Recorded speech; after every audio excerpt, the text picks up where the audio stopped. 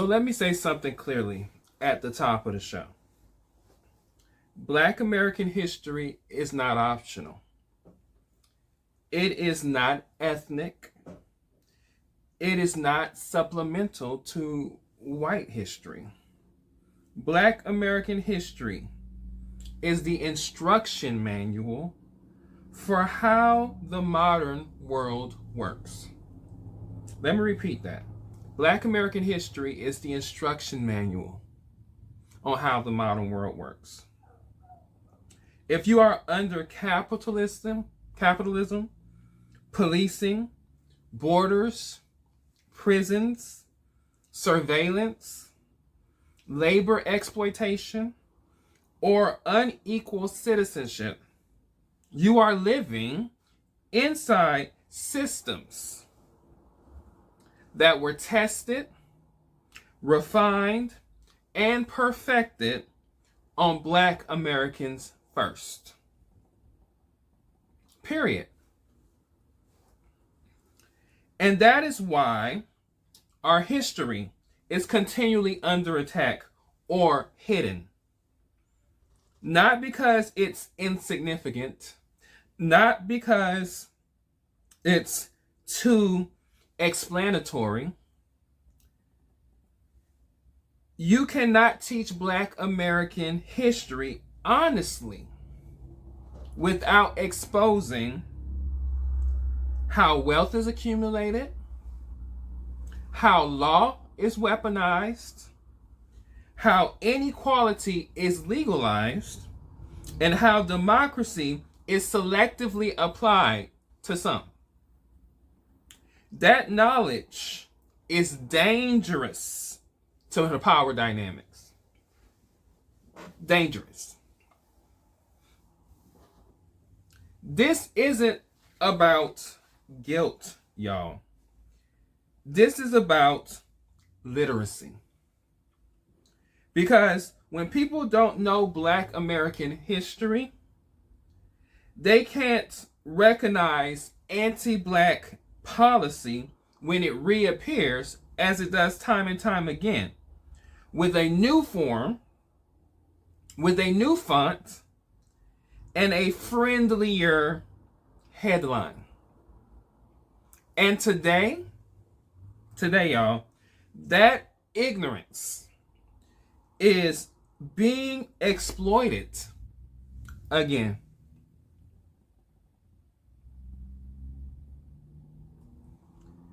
Black American history is important. And if we are not vigilant to learn it, to remember it, and to teach it to future generations, the gems that it can give people who are colonized, exploited, who are locked into systems of oppression, the gems you can get from just learning Black American history can be powerful. Hence why they try to get rid of it. Which brings us to the news. So let's get into Black news now.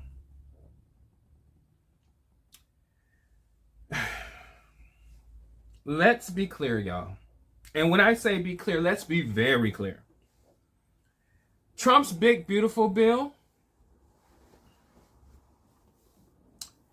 this bill is not random. It's not accidental.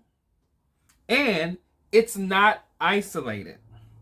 In fact, it partners perfectly with the plan that Project 2025, the 40-year plan that they've been devising behind the scenes.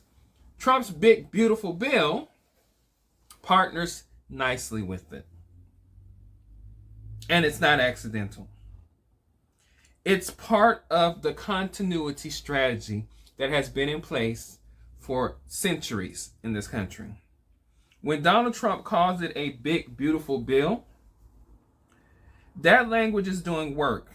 It's meant to sound broad, neutral, and patriotic.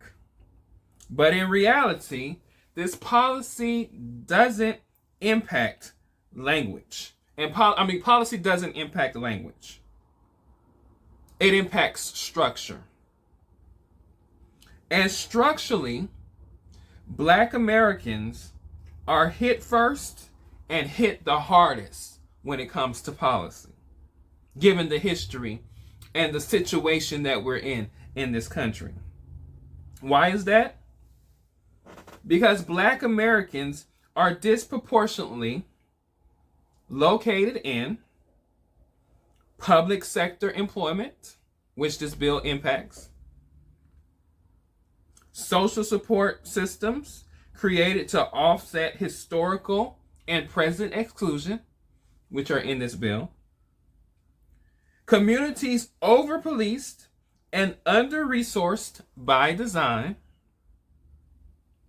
And so therefore, when government or when anyone, you, weaken civil rights enforcement, reduce social investment, expand punishment and surveillance, centralize executive authority in the hands of someone like a Donald Trump figure, what you are doing is you are not being race neutral, as many policies have been perceived to be in the last 60 years. You are targeting a population by architecture and by design. And this is where Project 2025 comes into play with Trump's big, beautiful bill. Project 2025 is not a rumor, y'all. It is a thing. It's not speculation. It is a thing. It's published. It's documented. You can read it. You can find it. It's a thing. And in Project 2025, which I can say I have read about 4 times at this point, including in it, it outlines the restructuring of federal agencies. It rolls back civil rights oversight and protections. It consolidates executive power in the hands of the presidency and his administration, and it weakening enforcement mechanisms that protect marginalized groups and populations. The bill is only a legislative expression of Project 2025. Project 2025 is the ideological blueprint behind it all.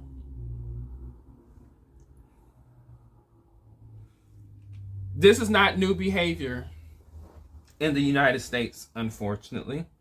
This is old American behavior. 19th century, early 20th century behavior. All it is updated, modernized.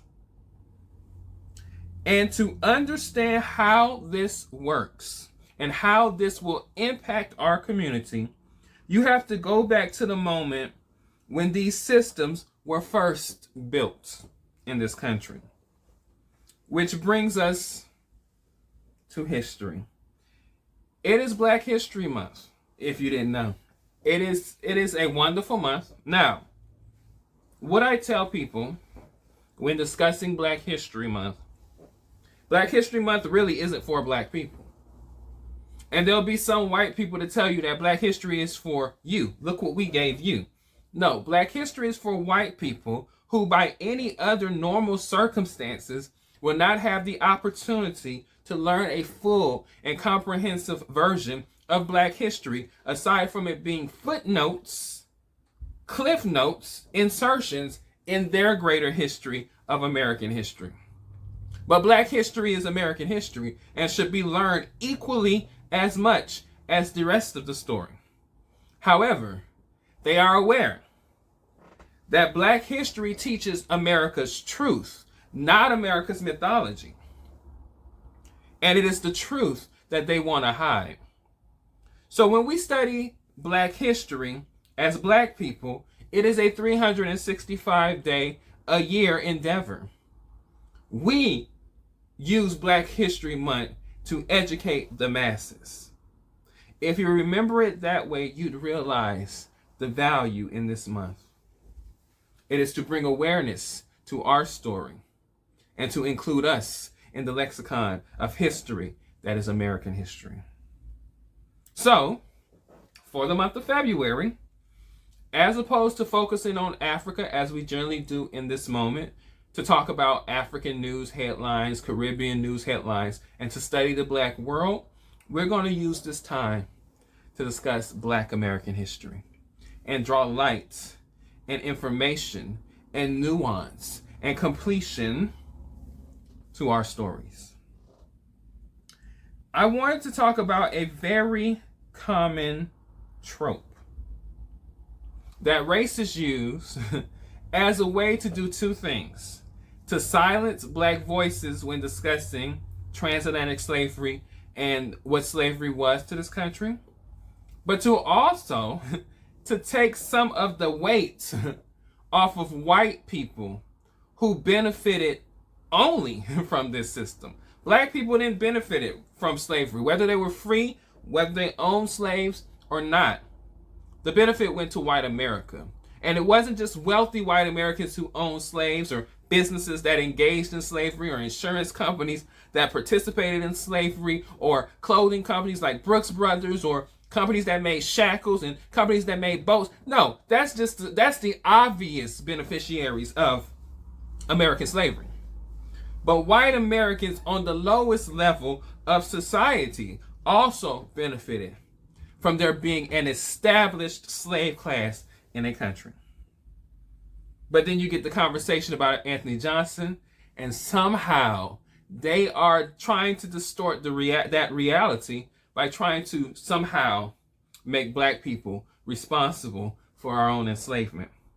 It is the same tactic that these people use when they say Black people sold Black people into slavery, referring to these African kingdoms that participated in the transatlantic slave trade, many of which who have already apologized for their participation when America still has not. So let's talk about it. Today's history is not comfortable. It's not going to make you feel good and warm and fuzzy. And it has been intentionally distorted, as I stated, to try to spin a narrative. We're talking about Antonio Johnson, what some have dubbed incorrectly, America's first slave owner, documented slave owner. And before we go further, let me say this plainly. Anthony Johnson did not invent slavery. He was not the first slave owner in America.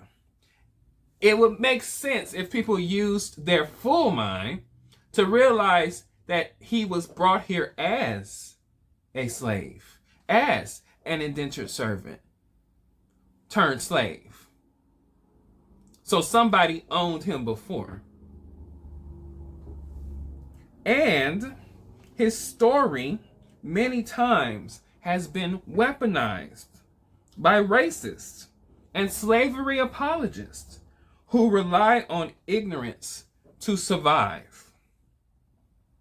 And they falsely represent his story. So what we'll do here is we'll fix that. Let's fix that. Geography matters in this conversation. Anthony Johnson lived in Virginia's Eastern Shore. Often confused with Southampton later, but it was the Eastern Shoreboard. It was the earliest areas in which non-indigenous native settlers settled in the Virginia Chesapeake Bay area. But this distinction between it not being Southampton and it being the Eastern Shoreboard is important, and it matters. Why? This was an early tobacco region, one of the earliest. It was lightly governed. There weren't many leaders, many people in place. It was damn near rural, and people were figuring it out. you're talking in the early to mid 1600s. Economically, they were desperate in that area for labor. One of the reasons enslaved people were brought here was because of that desperation for labor after the importation of tobacco, which became North America's first staple crop. This was not yet the South. It wasn't the Confederacy. It wasn't what slavery would become in antebellum America before the war, as we've imagined it to be. It was a labor laboratory. It was a place where they were testing out various forms of labor.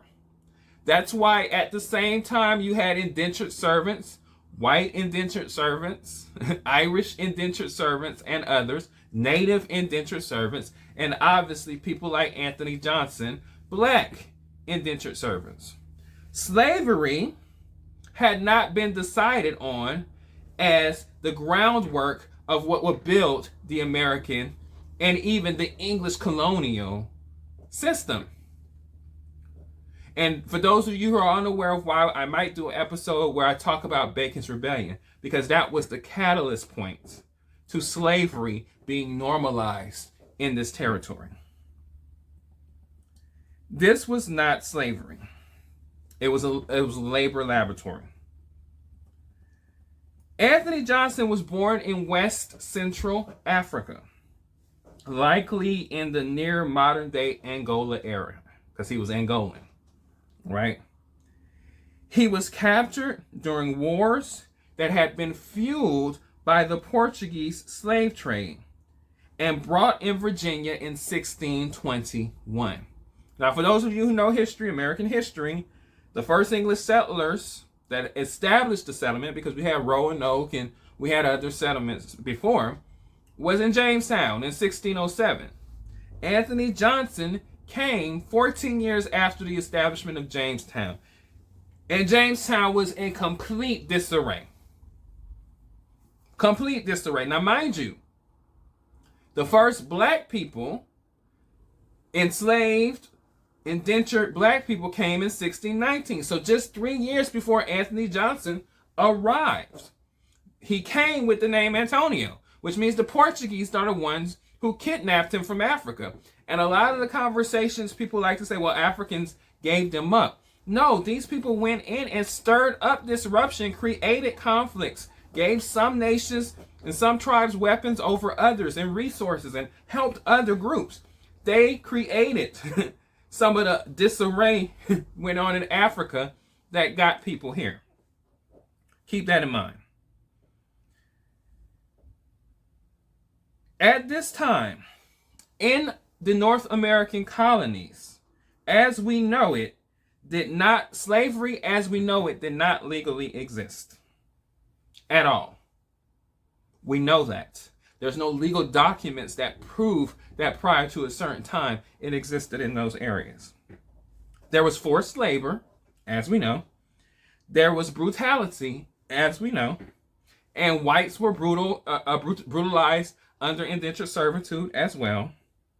But there was no fully racialized hereditary system based slavery. The system was still being built. We don't call a house that is just the foundation and the frame a house. We say it is under construction. So when Anthony Johnson arrived to North America, to Virginia, to the Eastern Shoreboard of Virginia, the system of slavery as a main system was still under construction. Johnson was held in captivity by a powerful planter and investor named Edward Bennett. And there's signs to Edward Bennett. Edward Bennett had a lot of money. And there's signs about him all over the place. You can go and look up about Colonial Edward Bennett. Bennett represents capital. Johnson represents labor caught in the transition of what's going on here. Johnson survived a Native American rebellion and uprising by the Powhatan people in 1622.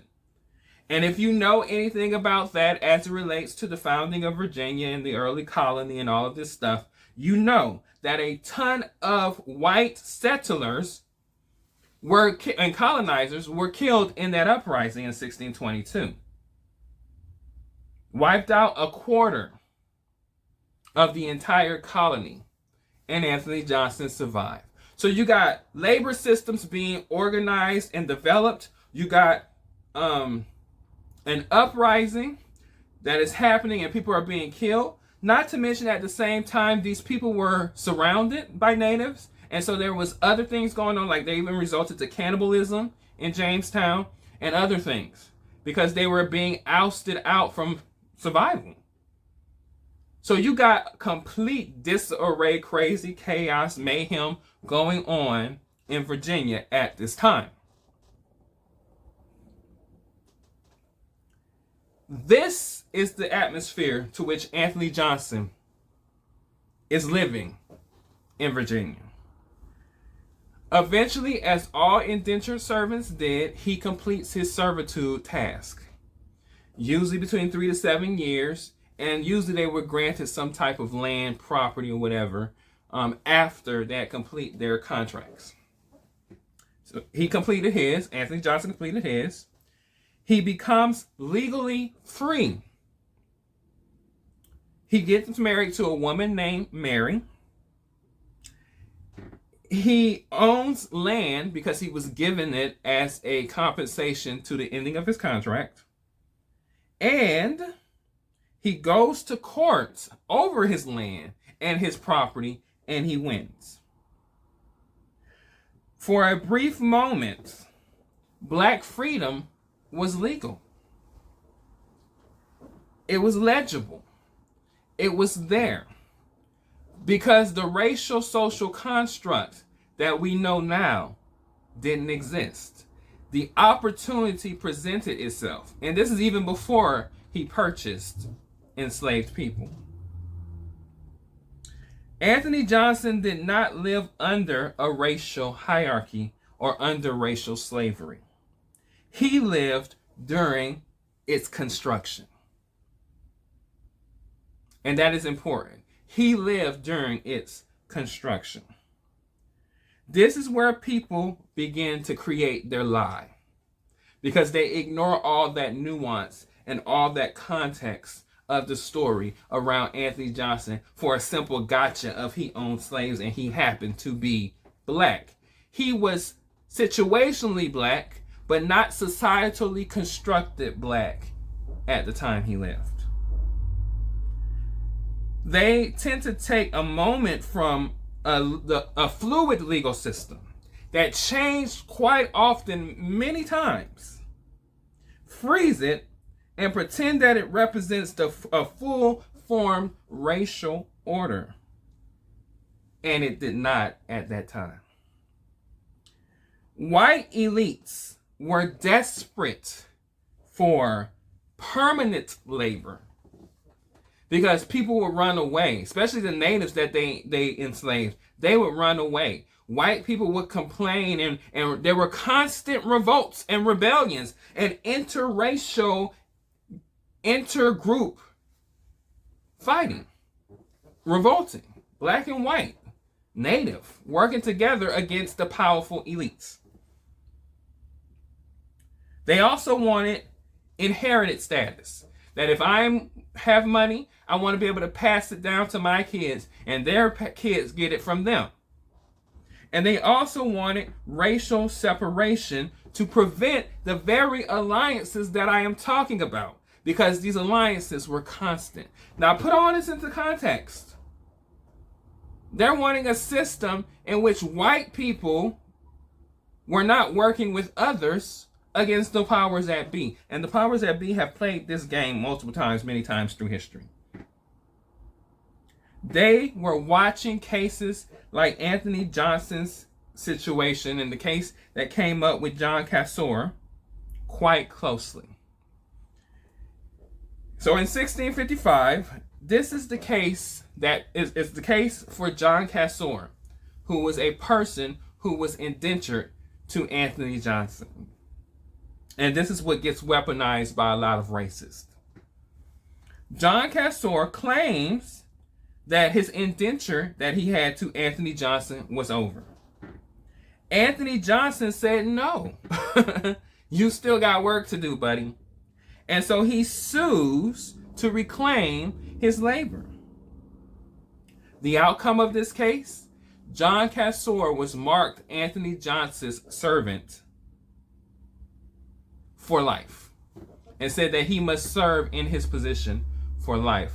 Now, it makes sense that he was a black man, and it makes sense that we have several various different determinations through court cases during this time that white people were maybe given extended indentures, or maybe their indentures were received and accepted that they were over.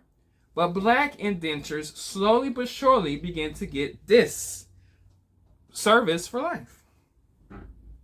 Now listen carefully. This was not the first lifetime servitude case.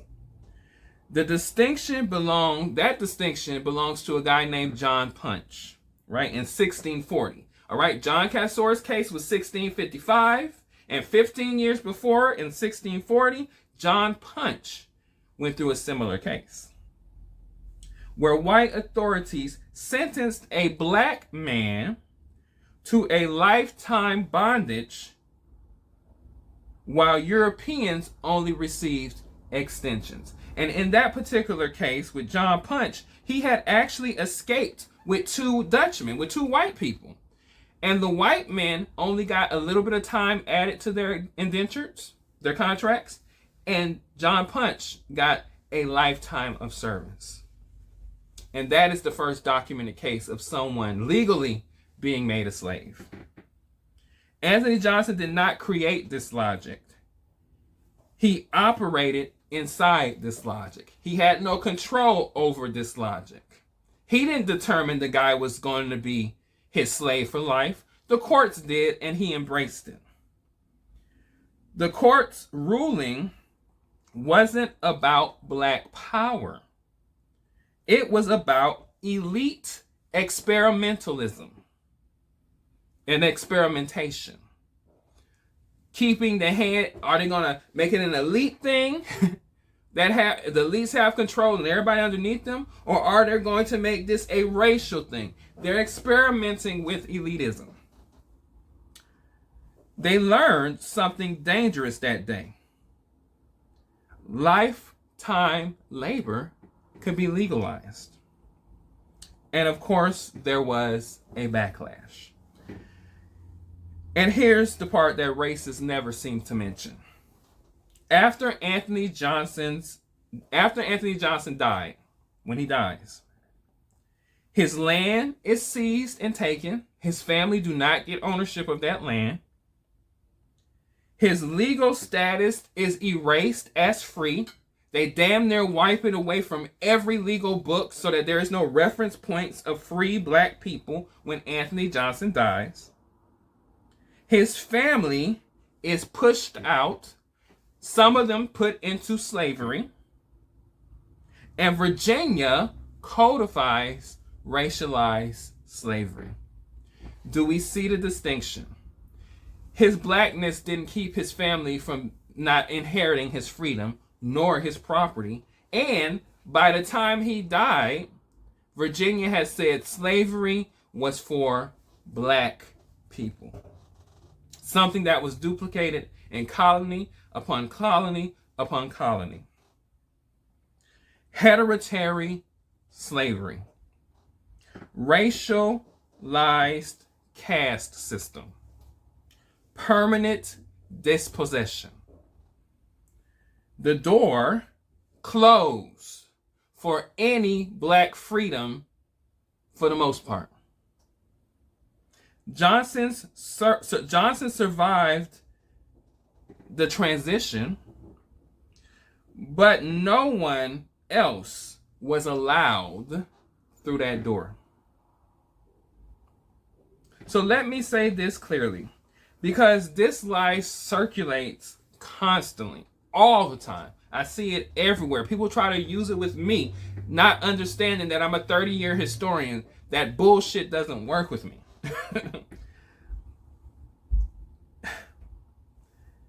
A black man was the first slave owner, is what they say, is a propaganda claim. It collapses a transitional labor system that was happening in Virginia in the mid to late 1600s. It collapses into a racial system and utilizes a racial ideology that didn't exist in the time Anthony Johnson lived. And it absolves European power and control over the entire situation.